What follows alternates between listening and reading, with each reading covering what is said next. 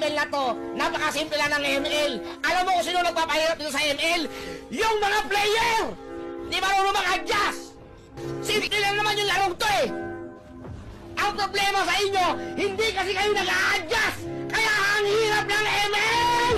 Alam mo bang sa Honor of Kings, hindi pwede yan? Yung mga agaw ka na lang ng lane bigla, at ang malala pa dito, dahil hindi mo binigay yung lane sa kanya, tamang troll na lang siya sa game. Pero bago tayo dumako dyan, pag-usapan na muna natin to. Ito yung auto-report system, yung nabanggit ko na sa previous content ko. Ito yung kakayahan ng system na ma-detect yung malicious behavior ng isang player. Tama ka nang narinig. Meron sa Honor of Kings niyan. Kung tutuusin, pwede ka naman makipag-swap o makipagpalit ng lane. Ang problema lang kung makikipagpalit siya. Pero kung ayaw niya, wag mo na ipilit dahil kapag ginawa mo yan, ikaw lang din na mahihirapan sa huli. Kaya mas mabuting laruin mo na lang yung role na binigay sa'yo. Okay, halimbawa, mapilit ka talaga, ang tigas ng mukha mo, walang makakapigil sa'yo, anak ka ng Diyos, gusto mo ikaw yung boss, ikaw yung nasusunod, entitled ka, gusto mo ikaw yung bida lagi, papansin ka, kaya nang agaw ka ng role. Halimbawa lang naman yan, kapag nadetect ka ng system na wala ka sa lane na binigay sa'yo, ora mismo, makakatanggap ka ng penalty. Kahit hindi ka i-report ng players, yung system na mismo ang gagawa ng paraan para maputol yung sungay mo. At dahil dyan, mababawasan ng reputation points mo. Maaari itong umabot mula 4 hanggang 8 puntos.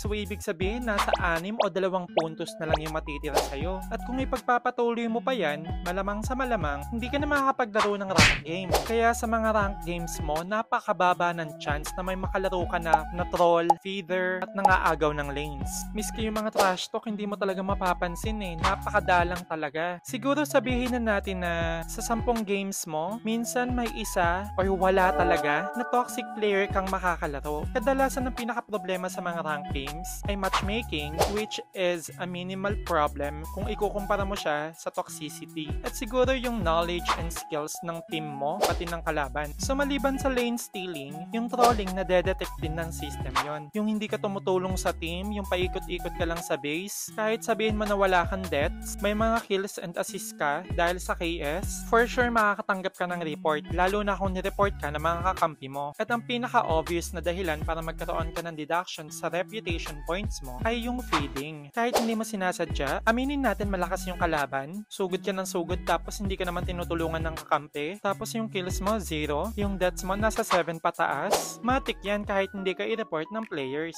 Kaya sa susunod, ingat na lang. Tapos yung AFK, nako, iwasan mo rin yan kahit saglit lang or hindi mo talaga sinasadya. Lalo na kung bigla kayo nawalan ng wifi. Oo, may kaltas din yun sa reputation points mo. Pero kung hindi mo talaga sinasadya, pwede ka naman mag-appeal. Punta ka sa chat support tapos ilagay mo lang yung details. Minsan saglit lang to. At kapag nakita nilang valid yung reason mo, ibabalik naman nila yung points mo. Pero kailangan mong tandaan na pwede mo lang maibalik yung points mo ng isang beses sa isang linggo. Kaya sa Honor of Kings, napakadalang na magkaroon ka ng kakampi na toxic. Kaya nagtataka ako kung bakit pinililipat ng mga ML players yung mga toxic at dark system sa ML papunta ng HOK.